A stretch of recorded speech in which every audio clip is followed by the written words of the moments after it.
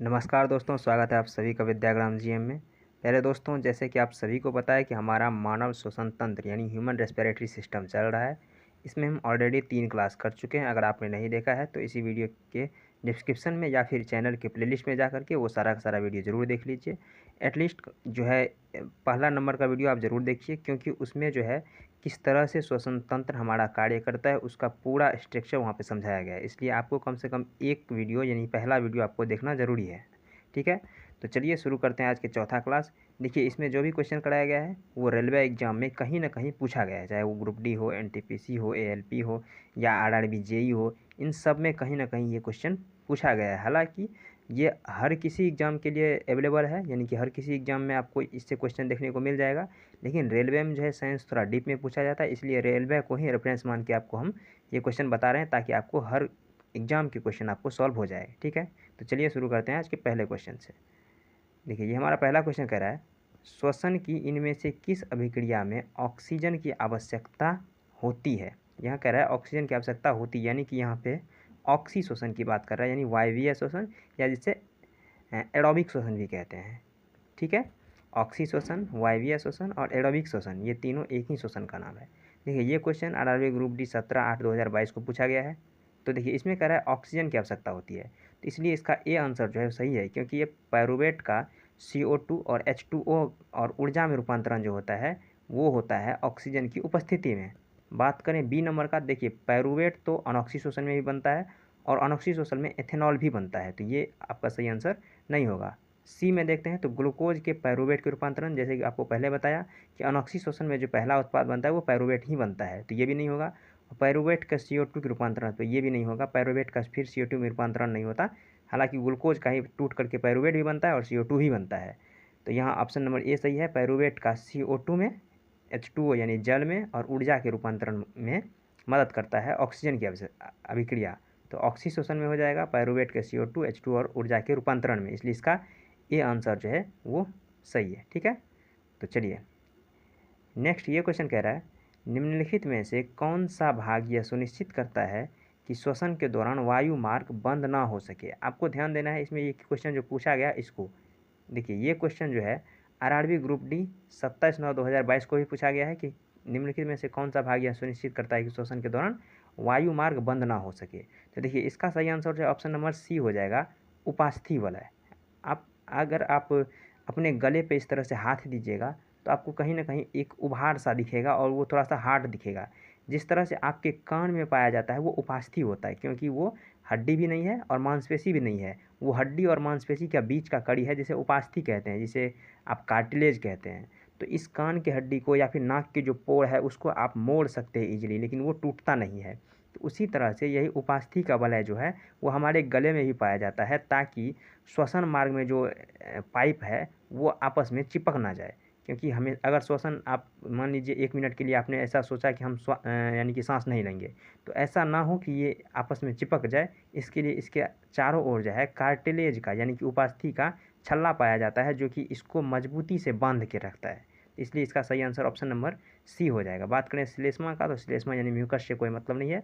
Diaphragm, तो diaphragm ये जो है ये छाती से नीचे यानी वक्षगुहा यानी कि एब्डोमिनल कैविटी और थोरेसिक कैविटी को अलग करता है, यानी कि वक्षगुहा और उदर गुहा को अलग करता है ये डायफ्राम, तो ये भी नहीं होगा। और पक्षमाप का कोई मतलब ही नहीं है, तो इसलिए इसका सही आंसर ऑप्शन नंबर सी हो जाएगा, उपास्थि वाला है। ठीक है, ये एक तरह से काम करता है, मान लीजिए वो पाइप को जो है चिपकने नहीं देता है। तो ये क्वेश्चन पूछा गया था 27/9/2022 को आरआरबी ग्रुप डी में। साथ ही साथ देखिए इसी तरह के क्वेश्चन, ये क्वेश्चन क्या है कि मनुष्य के श्वसन तंत्र में वायु की मात्रा कम होने पर भी निम्न में से किसकी उपस्थिति श्वसन तंत्र में वायु मार्ग को निपतित नहीं होने देता है। ये निपतित मतलब होता है गिरना। ठीक है, गिरना या फिर आपस में कह लीजिए चिपकना, ये गिरने नहीं देता है। ये क्वेश्चन देखिए, ये भी क्वेश्चन वही है, बस इसका जो है भाषा बदल दिया गया है कि वायु मार्ग कम, यानी कि श्वसन तंत्र में वायु मार्ग को निपतित नहीं होने देता है वायु की कम मात्रा होने पर भी। ये क्वेश्चन पूछा गया आरआरबी ग्रुप डी में 6/9/2022 को। ठीक है, यानी कि किसी न किसी शिफ्ट में इस तरह का क्वेश्चन मिल ही जाता है, सिर्फ भाषा बदल दिया जाता है। तो इसका कंडरा नहीं होगा। कंडरा क्या होता है, जो मांसपेशी को हड्डी से जोड़ता है, यानी बोन को मसल्स से जोड़ता है, वो कंडरा होता है। स्नायु क्या होता है? स्नायु जिसे हम लिगामेंट कहते हैं वो होता है बोन प्लस बोन, यानी बोन को बोन से जोड़ता है तो वो स्नायु हो जाता है। मांसपेशी, तो ये मांसपेशी भी नहीं होगा, ये हो जाएगा उपास्थि वाला है। तो ऑप्शन नंबर डी ही इसका सही आंसर है कि मनुष्य के श्वसन तंत्र में वायु की मात्रा कम होने पर भी निम्न में से किसकी उपस्थिति श्वसन तंत्र के वायु मार्ग को निपतित नहीं होने देती, यानी गिरने नहीं देता या फिर चिपकने नहीं देता। तो इसका भी सही आंसर उपास्थि वाला ही हो जाएगा। देखिए ये क्वेश्चन पूछा गया 6/9/2022 को। ठीक इसी तरह से देखिए ये क्वेश्चन कह रहा है श्वसन तंत्र का कौन सा भाग वायु मार्ग को नष्ट होने से रोकता है। देखिए क्वेश्चन वही है, बस भाषा बदल दिया कि कौन सा वायु मार्ग को नष्ट होने से बचाता है। और ये देखिए आरआरबी ग्रुप डी 17/8/2022, यानी 2022 के जो भी एग्जाम हुआ था उनमें किसी न किसी शिफ्ट में ये क्वेश्चन आपको देखने को मिल ही जाएगा, अगर आपने देखा होगा उसका क्वेश्चन तो। ठीक है, तो देखिए ये श्वसन तंत्र का कौन सा भाग है जो वायु मार्ग को नष्ट नहीं होने देता। तो इसका भी सही आंसर ऑप्शन नंबर बी हो जाएगा, उपास्थि के छल्ले। वहाँ उपास्थि वलय दिया हुआ था, वलय मतलब छल्ला ही है, तो इसलिए इसका सही आंसर बी हो जाएगा। ट्रैकिया, तो ट्रैकिया जो होता है वो 10 से 12 सेंटीमीटर का जो है लंबा नली होता है जो कि हमारे नाक और गले के बाद फेफड़े तक पहुंचता है। रीढ़ तो मतलब ही नहीं है, रीढ़ तो पीछे की हड्डी है। पसलियाँ ये जो आपके पूरे तरह से फेफड़ा और हार्ट को प्रोटेक्शन देता है वो हड्डी पसलियाँ हैं। ठीक है, तो इसका सही आंसर ऑप्शन नंबर बी उपास्थि वलय हो जाएगा। आप देख सकते हैं कि किस तरह से एक ही क्वेश्चन को अलग अलग भाषा में चेंज करके किस तरह से पूछा जा सकता है। ठीक है, तो 14 नंबर का आंसर ऑप्शन नंबर बी हो जाएगा। ठीक है, चलिए ये क्वेश्चन कह रहा है कोशिकीय श्वसन का पहला चरण जिसमें 6 कार्बन अणु वाले ग्लूकोज का 3 कार्बन अणु वाले पाइरूवेट में विघटित होता है, किस कोशिकांग में विघटित होता है। देखिए जैसे ही आपको ये मिल जाएगा पाइरूवेट, एथेनॉल, लैक्टिक एसिड, इन सब शब्दों को आपको देखते ही समझना है यहाँ पे जो ऑक्सीजन की अनुपस्थिति में यानी कि अवायवीय यानी अवायवीय श्वसन हुआ है, यानी एनारोबिक श्वसन हुआ है, या जिससे कह सकते हैं कि बिना ऑक्सीजन का अनॉक्सी श्वसन हुआ है। तो अनॉक्सी श्वसन में जो है वो ऑक्सीजन की आवश्यकता नहीं होती, वो ऑक्सीजन की अनुपस्थिति में होता है। तो देखिए सबसे पहले समझना है कि ये पाइरूवेट का विघटन हो रहा है तो कहीं ना कहीं ये कोशिका द्रव में ही हो रहा होगा। ऑप्शन नंबर सी इसका एग्जैक्ट सही आंसर है। अब इसमें कह क्या रहा है कि 6 कार्बन अणु वाले ग्लूकोज का 3 कार्बन अणु वाले पाइरूवेट में टूटना।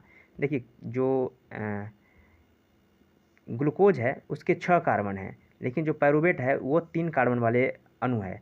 तो ये यही 6 जो है वो 2-2-3 यानी कि 3 और 3 यानी कि 2 पाइरूवेट में टूट जाता है। ठीक है, ये जो 6 कार्बन वाले अणु हैं ये 2, 3 और 3 यानी कि ये भी पाइरूवेट और ये भी पाइरूवेट में टूट जाता है। तो ये टूटता है कहाँ? तो कोशिका द्रव्य में टूटता है, जिसे आप साइटोप्लाज्म कहते हैं। ठीक है, तो कोशिका द्रव्य में अनॉक्सी शोषण होता है, तो इसलिए इसका सही आंसर ऑप्शन नंबर सी हो जाएगा। बात करें केंद्रक का, तो ये केंद्रक जो है कोशिका का सबसे अंदर वाला भाग है। ये लाइसोसोम की बात करें तो इसे हम आत्महत्या की थैली भी कहते हैं, क्योंकि इसमें जो है हाइड्रोलिटिक एंजाइम यानी कि काफ़ी अम्लीय प्रकृति का जो है एंजाइम पाया जाता है। अगर किसी भी प्रकार का कोई सूक्ष्मजीव अगर आपकी कोशिका में चला जाता है तो उसको मारने में ये मदद करता है, और कुछ अगर ज़्यादा मात्रा में सूक्ष्मजीव चला जाता है तो ये लाइसोसोम खुद ही फट जाता है और पूरा कोशिका को नष्ट कर देता है, इसलिए इसे आत्महत्या की थैली भी कहते हैं।